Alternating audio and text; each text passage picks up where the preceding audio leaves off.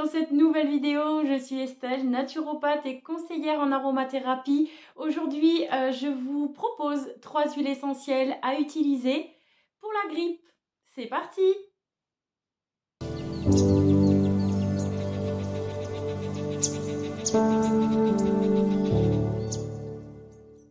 Si tu souhaites avoir plus de conseils en aromathérapie, gémothérapie, naturopathie et bien-être naturel, abonne-toi à ma chaîne.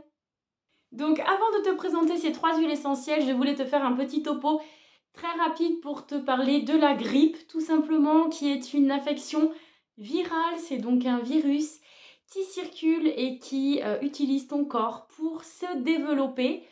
Le virus en général provoque des symptômes chez toi et affaiblit ton immunité. Et donc voilà, les huiles essentielles vont agir directement sur la réplication virale et sur certains symptômes en fait que tu peux avoir si tu as une grippe.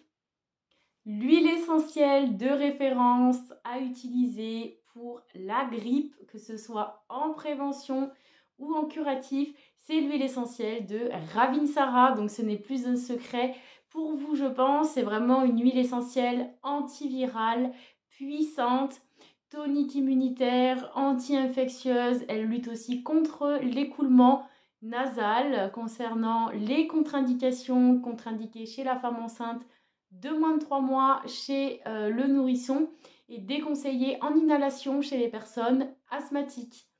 Concernant la dilution, chez l'adulte, dilution à 30%, donc 60 gouttes. Chez la femme enceinte, en dilution à 20%, 40 gouttes. Et chez l'enfant, en dilution à 10%, donc 20 gouttes. Il s'agit tout simplement de mettre le nombre de gouttes dans un flacon de 10 ml et rajouter de l'huile végétale, masser ensuite la voûte plantaire, le plexus solaire et l'intérieur des poignets 2 fois par jour pendant 5 jours ou durant toute la période propice au développement du virus grippal.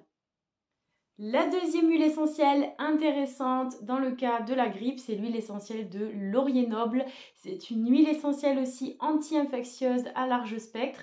Elle se dilue à 30% pour les adultes et les adolescents, donc 60 gouttes dans un flacon de 10 ml.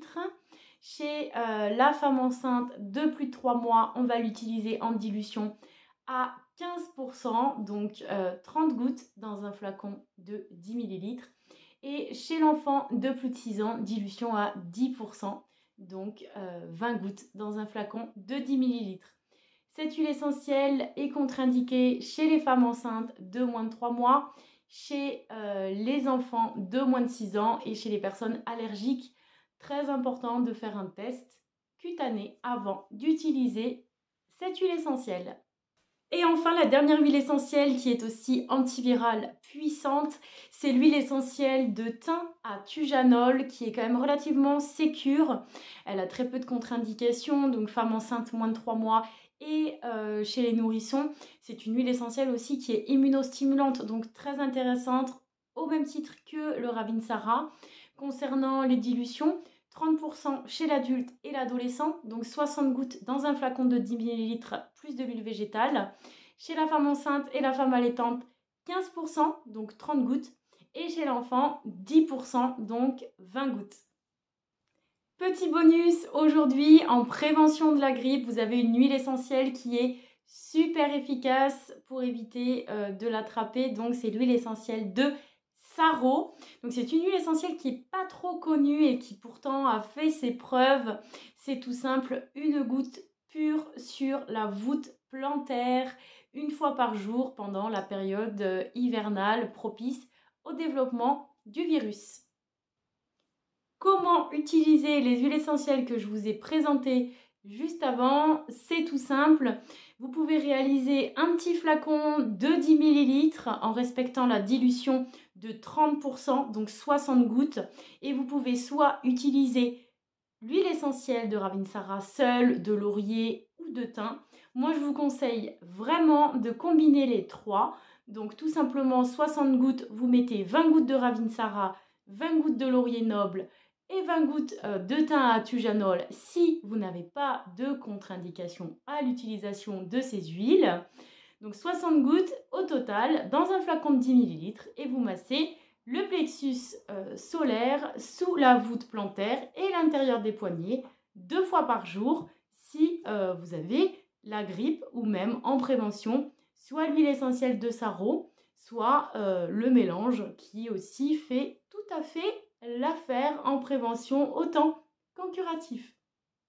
Je vous propose d'autres conseils naturels si vous souffrez de la grippe ou même en prévention.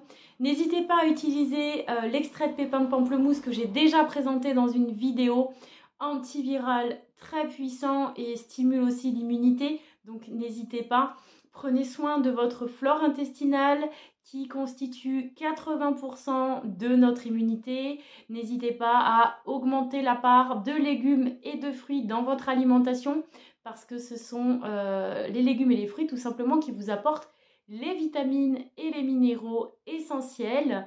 Et puis vous avez également le pollen qui permet de reminéraliser. Vous avez énormément de possibilités, mais voilà.